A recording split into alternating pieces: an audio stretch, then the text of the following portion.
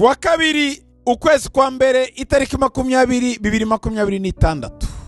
Uyu ni umunsi wa 20 w'umwaka. Muri kumwe na Apostle Dr. Paul Gitwaza. Uyu munsi kuwa kabiri kugeza kuwa kane twatangiye amasengesho yacu arimo no kwiyiriza. Azamara iminsi 3. Tuzaba dusenga ngo ibitangaza by'Imana bikorwe mu buzima bwacu. Hanyuma ku cyumweru tuzafata igaburo ryera. Kaze muri ayo masengesho. Isezerano ry'umunsi. Muri uwo mugambi wenda gukora, banza ufata umwanya usobanuza Imana, uzahabwa igisubizo. Amen. Abacamanza ibice 18 umurongo wa 5 kugeza ku wa 6. Bahera ko baramubwira bati, turakwinginze usobanuze Imana ko tuzahirwa mu rugendo rwacu turimo.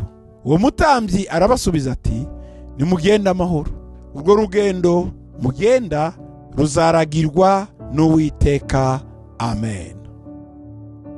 Ufite urugendo, hari icyo ushaka gukora, hari umugambi runaka wifuza kugeraho, hari umuntu mugiye kubonana, hari urushako wenda kujyamo.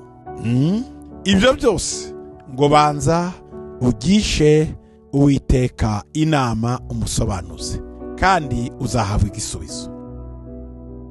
Mana, ndagushima ko ugiye kumuha igisubizo kimukwiriye kandi kizamubera umugisha igihe cyose akiriho. Amen.